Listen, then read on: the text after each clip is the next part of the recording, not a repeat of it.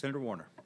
Thank you, Mr. Chairman. Let me, I know this is kind of a chorus we're hearing from both sides, but I want to add my strong support of Inez. I've had the opportunity to work with her in politics. I've had the opportunity to work with her when she did such a great job in education in South Carolina. She was a great partner we found in Virginia on a series of education initiatives, and I think you are absolutely the right person at the right time for an agency that has truly been troubled. And while I know you introduced your husband, there are, looking around this room, there are a series of other distinguished South Carolinians who are here to show support for you. Some of them, it's tough to get them all in the same room with the same common cause. I hope you're not paying all of them, because some of them are, pretty expensive, high-priced folks here in town now.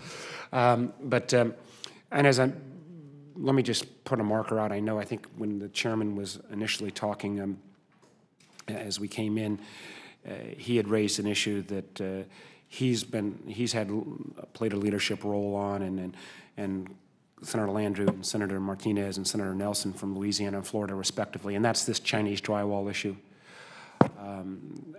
I know your agency, your new agency, is working on this issue. I can tell you that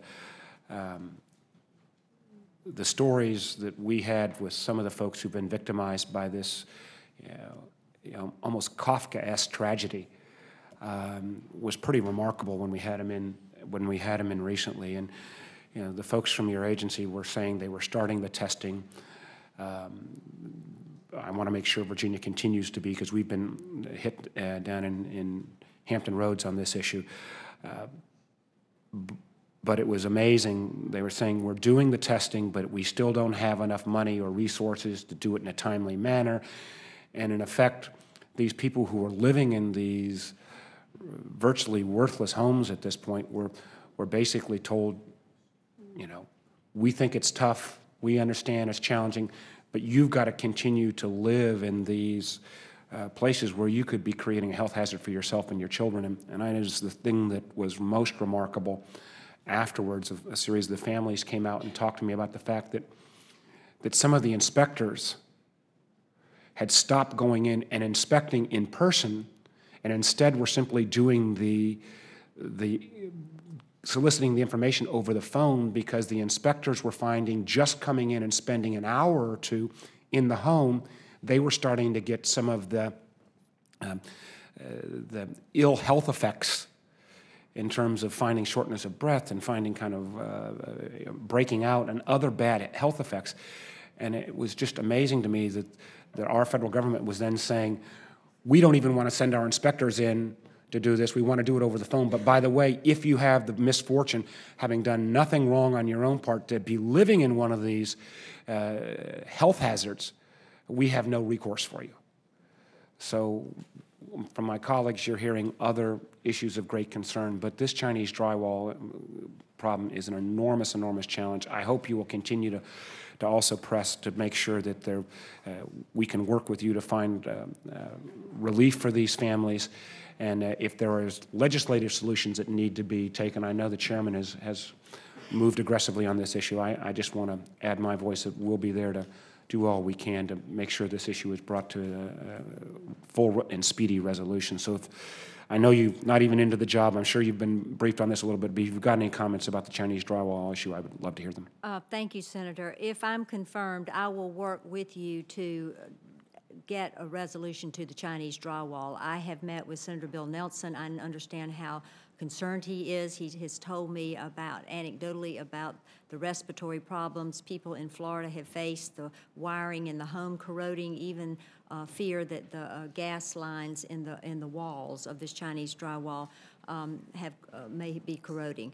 Also, I've reviewed the letter that Acting Chairman Nancy Nord wrote to Senator Nelson, laying out a five-track strategy from the Commission. And I'm also aware that four senators have asked the Commission to set aside $2 million of the new appropriation just to address the Chinese drywall problem.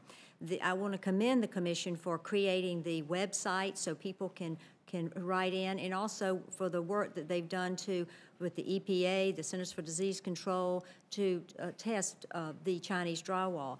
what I'm hearing too is that they haven't concluded what the problem is in terms of the, it's inconclusive in terms of the environmental test. So we need to work collaboratively on this, and if confirmed, I would like to work with you to draw a resolution to find out what is causing the respiratory and what are the toxic elements in the gypsum of the Chinese products. I understand that the counterpart agency in China, the counterpart to the Consumer Product Safety Commission, is working with the Commission to resolve this, and that Chinese leaders are very aware of it and trying to address it.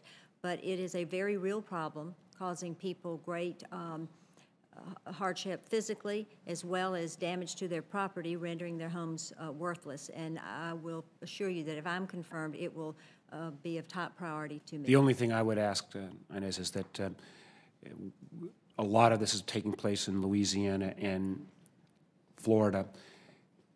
They have different climate issues in terms of humidity than the folks we've got in Virginia and elsewhere. I think we're up to 36 states now that have experienced this problem.